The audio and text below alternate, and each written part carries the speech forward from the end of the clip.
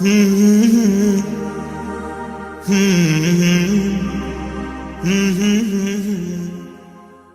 اگر تو ماں ہو کے قرآن پڑھے تو بیٹا نیزے کی نوک پہ قرآن سناتا ہے۔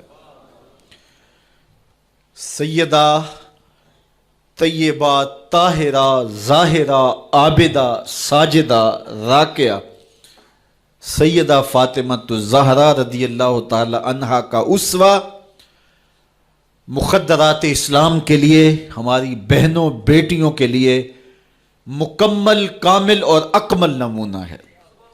میری مائیں بہنیں بیٹیاں بھی پردے میں بیٹھ کے سن رہی ہیں، اور جو یہاں موجود نہیں ہیں، آپ لوگوں کی وساطت سے یہ پیغام ان تک بھی پہنچے گا۔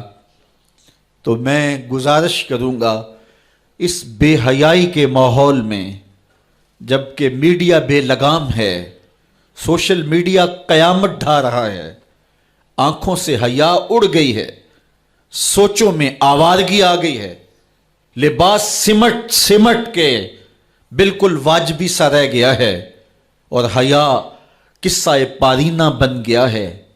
یہ اڑتے ہوئے آنچل، لہراتے ہوئے دوپٹے اور جو ہے وہ بکھرے ہوئے بال، یہ حیا کے جنازے سڑکوں کے اوپر گھومتے ہوئے، اور بازاروں میں صنفی آزادی اور جنسی بے رہروی اور جو کچھ ہم دیکھ رہے ہیں۔ تو آج ہم سیدہ فاطمہ الزہرا کے کردار کو خضر راہ بنائیں۔ اقبال کہتا ہے، مزرعہ تسلیم را حاصل بطول، مادرا را اسوائے کامل بطول۔ مزرعہ تسلیم کی کھیتی کا جو حاصل ہے، جو پھل ہے، وہ سیدہ فاطمہ ہے، اور ماؤں کے لیے کامل نمونہ سیدہ فاطمہ الزہرا رضی اللہ تعالی عنہا ہیں، جن کے آنچل کو مہر و ماں نے بھی نہیں دیکھا تھا۔ خادم کی شوہر کی خدمت بھی کرتی ہیں، بچوں کی تربیت بھی کرتی ہیں۔ آسیہ گردان و لب قرآن سرا، ادھر چکی بھی چل رہی ہے اور لبوں پر قرآن کے نغمے بھی جاری ہیں۔ آسیہ گرداں چکی چلا رہی ہیں، واللب قرآن سرا، اور اقبال کہتا ہے لبوں پر قرآن کے نغمے جاری ہیں۔ جب لبوں پہ قرآن کے نغمے ہو اور آٹا پیسا جا رہا ہو، تو پھر وہ گندم اور وہ آٹا جب بچے کھائیں گے تو پھر حسین ابن علی کے کردار ہی پیدا ہوں گے۔ لیکن تھرکتی تصویریں اور نیم برہنہ شکلیں اور کانوں میں جو ہے وہ میوزک کی آوازیں، اور ماں اس ماحول میں بچے کو دودھ پلا رہی ہو، تو بچہ حسین ابن علی کا جان نشین تو نہیں بنے گا۔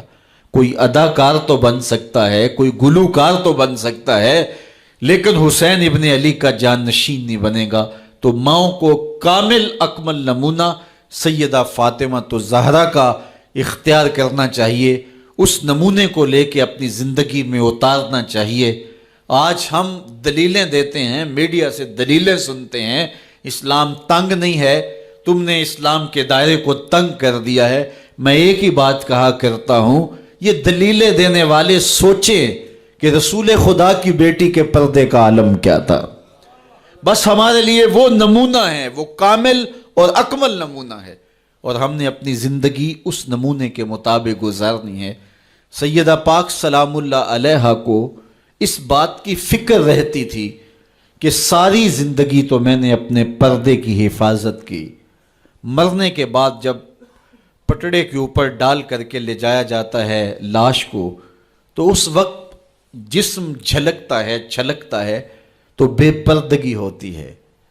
تو زندگی میں تو انسان اپنے پردے کی حفاظت کر لیتا ہے، لیکن جب جنازہ اٹھتا ہے تو اس وقت عورت کے جسم کی ڈیل ڈول ظاہر ہو جاتی ہے، اگرچہ اس کے اوپر پردہ پڑا ہوتا ہے۔ اور یہ سخت فکر مند تھی اور بات بھی کرتی تھی۔ حضرت اسماء بنت امیس رضی اللہ تعالی عنہا سیدہ پاک کے پاس بیٹھی تھی، اور یہ وہ خاتون ہیں جنہوں نے حبشہ کی جانب ہجرت کی تھی۔ جب مسلمانوں پر حالات تنگ ہو گئے تو 2 مرتبہ حبشہ کی جانب ہجرت ہوئی ہے، اور تیسری ہجرت جو ہے وہ مدینہ المنورہ کی جانب ہوئی۔ تو حبشہ کی جانب انہوں نے ہجرت کی اور وہاں کچھ وقت گزارا تھا۔ تو انہوں نے کہا کہ میں نے وہاں ایک منظر دیکھا ہے کہ چارپائی کے چاروں پائے جو ہیں ان کے ساتھ شاخیں باندھی جاتی ہیں، اور شاخیں باندھ کے ان کو پھر آپس میں جوڑ دیا جاتا ہے اور اس کے اوپر کپڑا ڈال دیا جاتا ہے، وہ ایک ڈولی بن جاتی ہے اور اس میں عورت کا جنازہ ہوتا ہے۔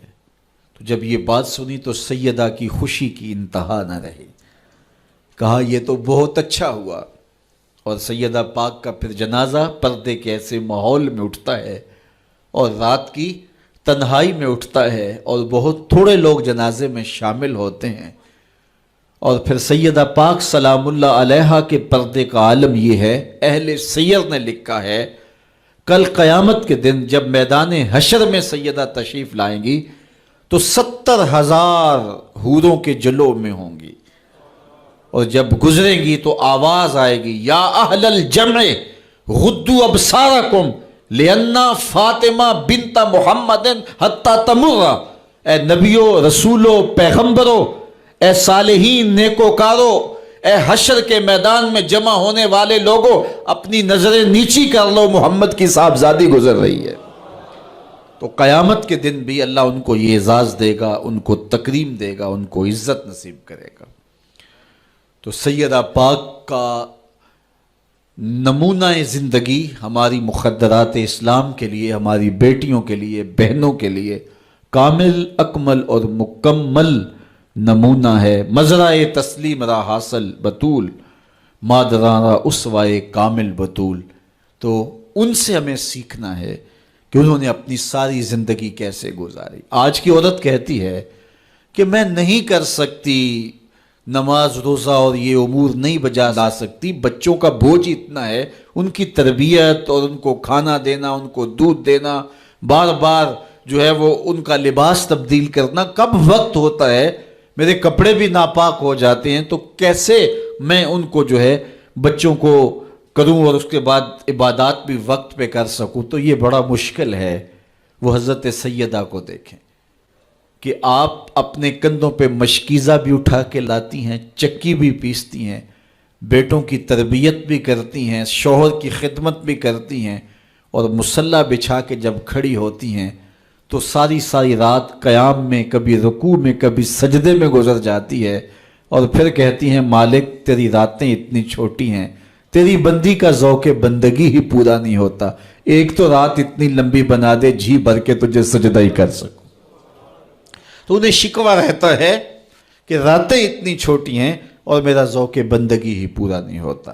سارا دن روزے سے گزرتا ہے، رات قیام میں، رکوع اور سجود میں گزرتی ہے، اور بیٹوں کی تربیت کی تو وہ کائنات نے ایسی تربیت کا جوہر نہیں دیکھا ہے جو سیدہ فاطمہ کے گھر میں پلنے والے بچوں میں تربیت کا رنگ نظر آیا، کہ انہوں نے اپنا خون دے دیا لیکن دین کی آن پہ آنچ نہیں آنے دی۔ تو ان کی زندگی ہمارے لیے، ہماری مخدرات اسلام کے لیے، بہنوں، بیٹی اور ماؤں کے لیے کامل اکمل نمونہ ہے۔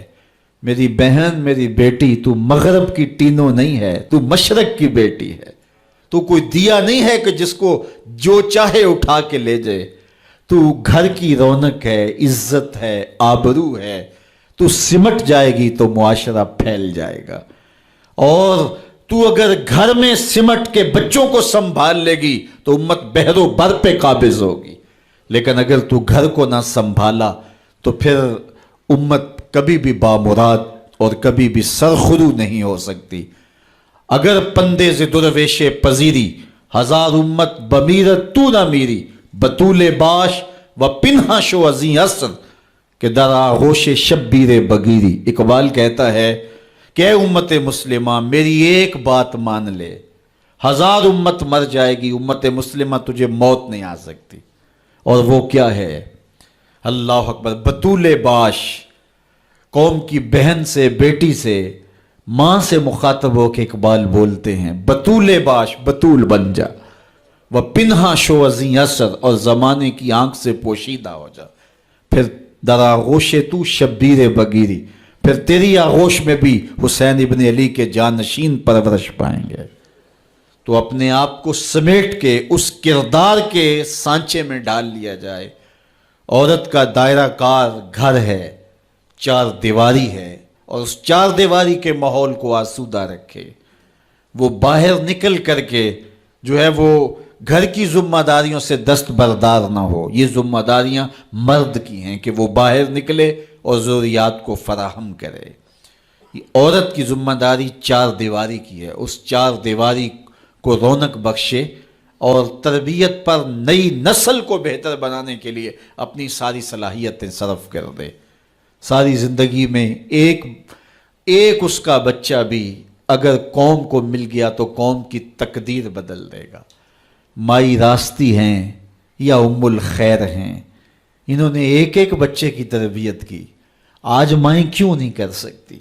بابا فرید کی ماں بیٹے کے مزاج کو سمجھتی ہیں کہ یہ شکر کو بہت پسند کرتا ہے تو شکر کی پڑیا مصلے کے نیچے رکھ دیتی ہیں، اور بیٹا مصلہ اٹھاتا ہے تو نیچے شکر کی پڑیا ملتی ہے. روز ڈیوٹی دیتی ہیں، اور بیٹا شوق سے نماز پڑھتا ہے، بعض میں شکر کی پڑیا بھی ملے گی.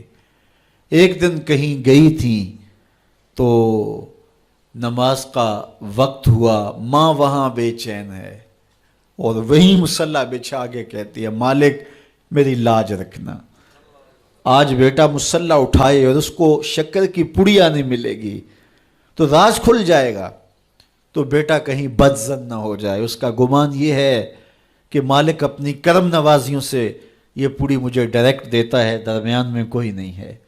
اللہ اکبر. خیر ماں واپس پلٹی اور سب سے پہلے تجسس بھری نگاہ سے بیٹے کو دیکھ رہی تھی کہ بیٹا کوئی شکایت تو نہیں کرتا، لیکن فرید بیٹے کے لب پہ کوئی شکایت نہیں تھی. خیر ماں نے پوچھ لیا بیٹا نماز پڑھی تھی؟ کہا اماں نماز پڑھی تھی، لیکن آج جو شکر ملی ہے اس کا چس ہی کوئی اور تھا، اس کا ذائقہ ہی کوئی اور تھا. تو آنکھوں سے چھم چھم آنسو برسنے لگے. مالک تو نے میری لاج رکھ لی. تو پھر بتایا کہ بیٹے میں تو یوں ہی پڑیا رکھتی تھی، آج مالک نے جو ہے وہ میری لاج رکھی ہے اور تیرے مصلے کے نیچے پڑیا رکھ دی. پھر فرید بنا نا. تو پیچھے ماں کھڑی نظر آتی ہے، حضرت غوث اعظم رضی اللہ تعالی عنہ.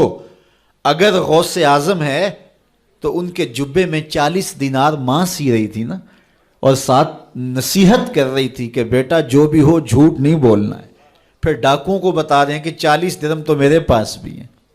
تو ڈاکو کہتے ہیں عجیب کہانی ہے، بلاکو ڈاکوؤں کو بھی پیسے بتایا کرتا ہے.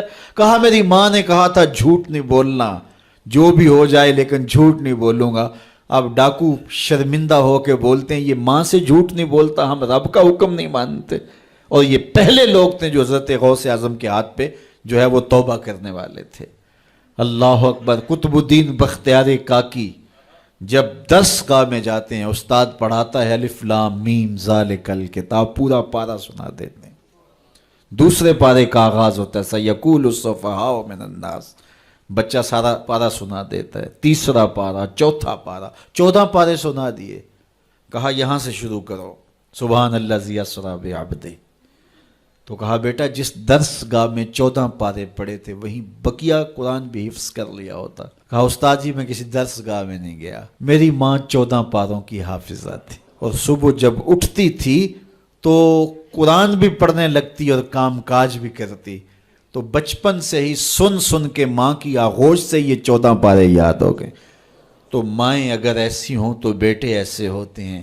اس لیے ماں کے کردار کو روشن کرنا ہوگا، ماں کے کردار کو بہتر کرنا ہوگا، اور ماؤں کے لیے کامل اکمل نمونہ سیدہ پاک سلام اللہ علیہا کا نمونہ زندگی ہے. اور ان کی زندگی کے ایک پہلو سے روشنی لے کر کے، اجالا لے کر کے مخدرات اسلام کی زندگیوں میں چراغاں کیا جا سکتا ہے، اور ان کی زندگی سے ایک اچھی نسل تیار ہو سکتی ہے.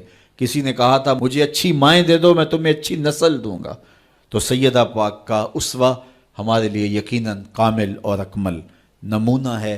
اللہ تعالیٰ ان کے نقوش پا کی برکتیں اور ان کے وجود سے وابستہ رحمتیں ہماری ماؤں، بہنوں اور بیٹیوں کو نصیب فرمائے.